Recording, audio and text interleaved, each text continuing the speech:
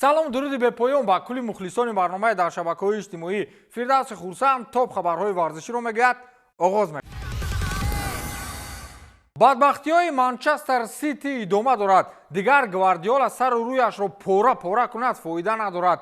чанд рӯз пеш дар Лигаи Чемпионҳо дастаи Ювентуси Турин шогирдони Гвардиоларо бо ҳисоби 2-0 шикаст доданд. Яку якбора онҳоро чӣ бало зад намедонам. бадтарин омор дар таърих барои шаҳриҳо. онҳо дар 10 бозии охир 7 маротиба мувоҷиҳаи шикаст гардиданд. агар аз аввали моҳи ноябр то ин ҷониб ҳисобу китоб намоем, шогирдони Гвардиола ба дарвозаи худ ҷамъоҷамъ 21 гол сар доданд. ин бадтарин нишондод феълан миёни кулли дастаҳои топ 5 чемпионати Аврупост. дар ин баробар дар 10 бозии охир онҳо фақат як ғалаба ба қайд гирифтаанд. вазнин аст барои дастае ки як умр шаҳди пирӯзӣ мечашид ва имрӯз талхиҳои мағлубиятро мечашад. мухлисони дастаи мазкур дар қиёс бо мухлисони Манчестер Юнайтед он қадар садоқати баланди ба тими худ надоранд. тасаввур кунед, онҳо 6 маротиба унвони чемпионӣ дар Премер-лигаи Англия ба даст оварданд, як умр дар кулли мусобиқаҳои байниаврупоӣ бартарият доштанд, як умр фақат пайи ҳам ғалаба мекарданд. аммо имрӯз ки рӯзҳои сиёҳ домангирашон шудааст, дар бозӣ муқобили Ювентус қаҳр карда аз минбари майдон мераванд. мухлисони Сити дар ин бозӣ ҳанӯз дар миёнаҳои қисми дуюм як майдонро тарк мекарданд. билохира кормандони майдон бо баландгӯяк эълон карданд ки мухлисон то анҷоми бозӣ аз дари майдон берун баромадан наметавонанд. ана ҳамин хел рӯзҳои сиёҳ бар сари Гвардиола омадааст. охири моҳи январ ҳалномаи суд онҳоро ба чемпионшип мебарад. баъд ҳамин тавр киноя ба номи Манчестер Сити The End мешавад. барои маблағ кор кардан аз пешгӯии футбол ба телеграм-канали дар комментария буда дароед ва силкаи гузоштаи маро пахш намоед. дар вақти регистратсия кардан промокоди 1x Фирдавсро истифода баред. дар аввалин пардохт имкони 8000 сомонӣ кор карданро доред. барори кор.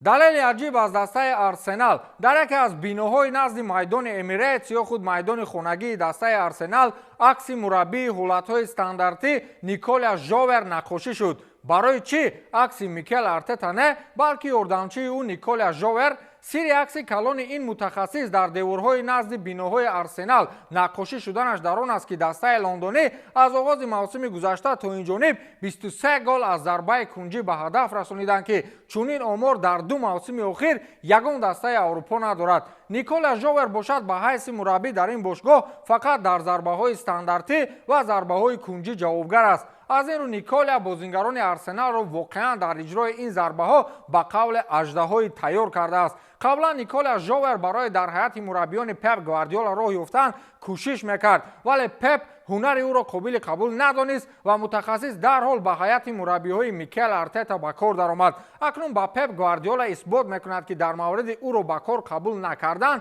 иштибоҳи бузург кардааст. дастаҳои арабӣ дар чанд соли охир тамоман ба сатҳи дигар баромаданд. он ҷо ситораҳои бузурги футбол фаъолият доранд ва ин ба рушди футбол дар мамлакати Саудӣ бетаъсир намонд. рӯзи гузашта дар ин самт як омори аҷибе ба қайд гирифта шуд.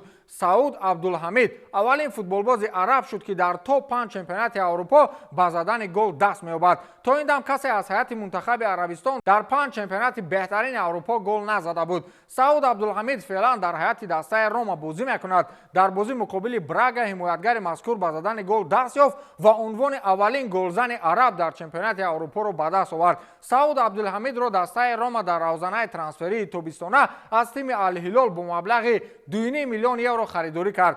аҷаб тиҷорати ҷолибе доранд арабҳо дар фазои футбол. бо 500 миллион доллар футболбоз мехаранд ва бо 2,5 миллион доллар футболбоз мефурӯшанд. ҳамлагари тими миллии Португалия ва дастаи Ал-Наср Криштиану Роналду дар бораи интихоби Арабистони Саудӣ ба унвони кишвари мизбони ҷоми ҷаҳонии футбол дар соли 2034 изҳори назар кард. ҳамаи дӯстонамро дар Арабистони Саудӣ табрик мекунам. ман медонам ки ҳамаи шумо имрӯз чӣ қадар ифтихор доред ва итминон дорам ки ҷоми ҷаҳонии соли 2034 таърихӣ хоҳад буд, навиштааст Роналду дар шабакаи иҷтимоии X. ёдовар мешавем ки мусобиқа бо назардошти шароити иқлимии минтақа дар фасли зимистон дар 15 варзишгоҳи 5 шаҳри кишвар баргузор мешавад.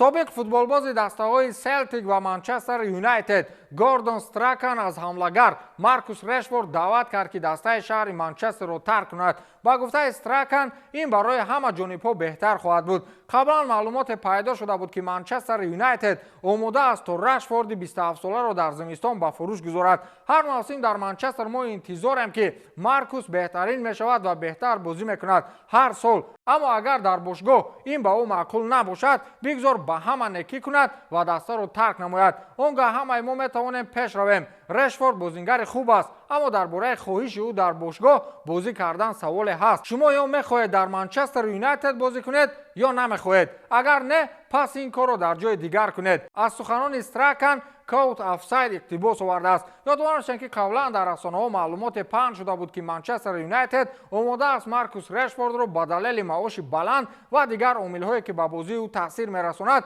бифурӯшанд. дар 23 бозӣ дар мусобиқоти мухталиф дар ин мавсим маркус решфорд ба задани 7 гол ва 3 партофти головар муваффақ шудааст. ба ҳамин тамом, то дидори навбатӣ, хайр.